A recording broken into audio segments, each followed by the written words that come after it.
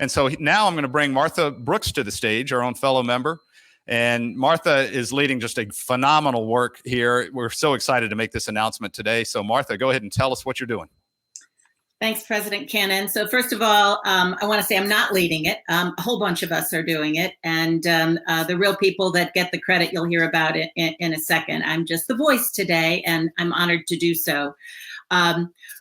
What I want to talk about today is our upcoming election and what we as a club and we as a business community all across Georgia can do to make sure we are up to the challenge.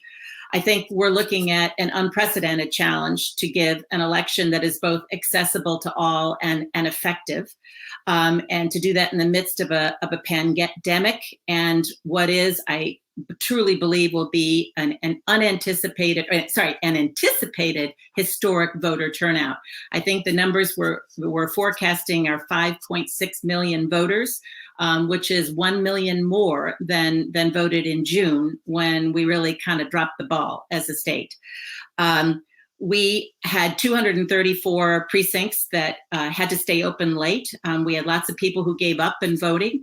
Of those 234 precincts, 2/3 of them were in precincts that were majority non-white. We also have COVID causing a lot of disruption with our normal poll workers who cannot step up to do the job. We had new technology that people weren't fully trained on. We've got a lot of work to do. And this has been very, very high stakes for Georgia. Coming up in what happened in June produced a raft of bad publicity for our state. We saw it on Fox and the Wall Street Journal and Forbes, CBS, ABC, NBC, US News, Fast Company. It went on, and easily over 300 million negative images of Georgia. And we were the poster child for the cautionary tale. And the world is looking at us in November, and we're going to be up to the challenge. And this initiative is meant to help us be so. And finally, we also know that we need to have confidence in our results as a state, and we don't want a lot of people second guessing. So it's really important that we make this election work well. And so if I could call up the slides, please. About 4 weeks ago, Michelle Nunn, Eric Tannenblatt, and Virginia Hepner were deputized to think through this problem. They brought in quite a few community members and came up with a proposal called Support the Vote. And this is a coalition of Georgia business and civic organizations, nonpartisan for sure, exclusively Georgia focused. And it's meant to make sure we have safe, fair elections in November. The methodology is pretty simple. It's putting together a bunch of tools to help every entity that signs on to participate, to inform their communities, to encourage their communities, and to enable their communities to participate in a fair and safe vote. Next slide, please. So on the informed side, we have developed what we're calling a tackle box or a toolbox of social media and other easily used and accessed tools to get the communities of a given company to sign up for text messages on the dates, to keep track of when they need to be sure to register to vote, which is October 5th is a deadline, when early voting starts in person, October 12th, and when the last day is for getting an absentee ballot on the 30th. So it's a whole suite of messaging that can go out with very little effort, can be tailored to an individual company or organization's needs. And it'll help make sure that all the employees, all the suppliers, all the partners, even retirees and customers can all participate in the election. Next slide, please.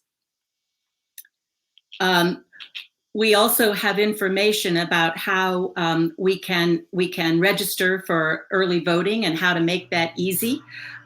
how people can register to become poll workers. And we know quite a few companies have already stepped up to encourage their employees to become poll workers. I've just recently read about Delta and Home Depot.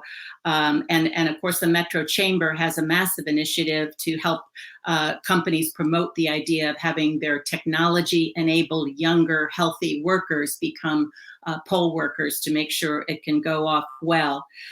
We also ask business participants to help recruit other businesses to join the Support the Vote initiative. So we would hope you would contact suppliers and customers and clients and get them to come along as well. If we could move on to the next slide. On enabling the vote, we've seen the biggest move of all came from the Hawks when they opened up the stadium to become a new precinct and add a tremendous capacity. But there are other ways that companies can help enable the vote. So for example, I know that UPS has put together a whole method of flexible scheduling to make sure that every worker gets time off during a time the polls are open so that they can be sure and vote. Some companies will recognize and reward employees who serve as poll workers and speak their names, for example, in town hall meetings. Some are even adopting a precinct, which is something our Secretary of State has suggested. And they will send all the entire team of poll workers at a given precinct will come from a given company. Companies are adopting policies so that there are no meetings on election days, so that people will have the time to get away from their remote work and go off and vote. And then finally, some have even taken the bold step of giving paid time off or declaring election day a day off. And I know that's true with Coke and MailChimp. Cox Enterprises has done that. Denton's has done that in various mechanisms. Next slide, please.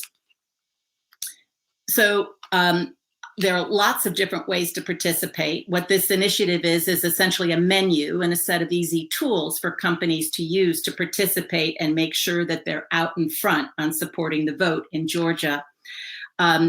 Why is this so important? Voter access is absolutely critical in all communities, and the fact that we had so much more trouble in communities that were dominated by people of color is not something we can let happen again. That can't be. Our communities, our customers, and our stakeholders expect us to do this. And we know that businesses have a huge reach and can have a massive impact. The communication footprint of our businesses is big. And then finally, this is a really easy job.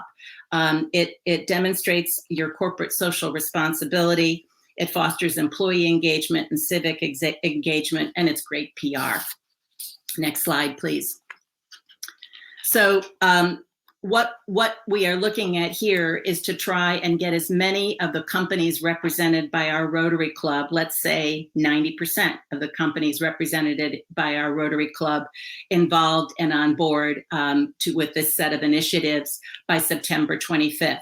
Today is really just a soft launch. We have been developing this initiative over a few weeks, and our website goes live later this week with all the tools needed to do the promotion work in time for the essential early deadlines. We would like to see you and your companies sign up with us. And I just was struck by a statement that I read when John Lewis passed away in the posthumous essay that was published.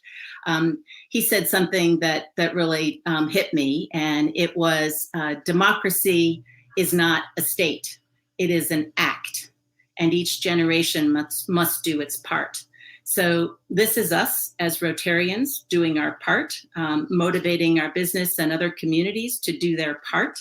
I hope we can all pick up what will be a light lift if we all do it together and make sure that our election goes off without a hitch and we go from being the negative example as a country to the absolute positive example as a country. If you would show the next slide. These are the kinds of communication tools that you will find that you can easily customize for your own business. And the next slide, please. And in the 48 hours, just last Thursday and Friday, we just began reaching out to companies to sign up. And we all started with our Rotary board and our past presidents, and we haven't even reached them all yet. But you can see how many in the first 48 hours we got to sign up. Companies like UPS, like Blue Links Corporation, Moody Construction, Ballantine. You see the Georgia Chamber of Commerce. Many big names here, and others are already working on this subject. We want to see your name, your company on this list. We'll be issuing our first press releases later this week. We'll have online a thermometer to watch our progress on how many people are participating. And remember, how you use this initiative is flexible to your own company. And I just want to offer particular thanks for the pro bono support of C21 and Matchfire developing the website, and C21 doing our promotional material. And then next slide, please. The Rotary members are starred here on this list, but you can see who the initial committee members are. The key movers and shakers at the beginning were Michelle Nunn and Eric Tannenblatt and Virginia Hepner, but now we are joined by Shan Cooper, Wab Kadaba, Milford McGuirt, Pat Upshaw-Monteith, Sean Reddy, and Kathy Waller from our club, who are all going to be pushing this with their networks in the weeks to come. And you can see many other non-Rotary members here, particularly Tracy Hoover, I want to recognize as being a key mover in all of this. But our initial concept when we put together the Committee on Racial and Economic Justice was to include more than just Rotary, and that's exactly what we've done here, and it's a spectacular example of the power of our club. Look forward to seeing many of you on that list, and would just ask that if you want more information right away, please either put it in the Q&A or send Gina Simpson an email, and we will follow up with you. Thank you so much. Well done, Martha. And, my thanks to Michelle, Eric, and Virginia, who were so key in the early stages getting this done as well. This is a neat, important initiative. It's 50 days, I think, from today till the election. A lot of work ahead. We all remember the negative headlines that we saw coming out of the spring and summer. This is our chance as a club to lean in and really make a difference. And it's that blending of business and civic matters that is what makes our club great. So as you said, and I know during this pandemic, many have said, how can I get involved? And you all have already started doing that. That list is so impressive of who we got. I'll remind everyone, we'll be sending out details, but either in the Q&A section, fill in your name and we will be able to pull it up if you want to sign up to be involved, or send an email to Gina Simpson or me. You can send it to me as well, and we'll get you plugged in. And then later this week, we're going to be sending out the details on the website, which will detail how you can get involved and bring your businesses in. So, Martha, thank you very much. Thanks. Very well done.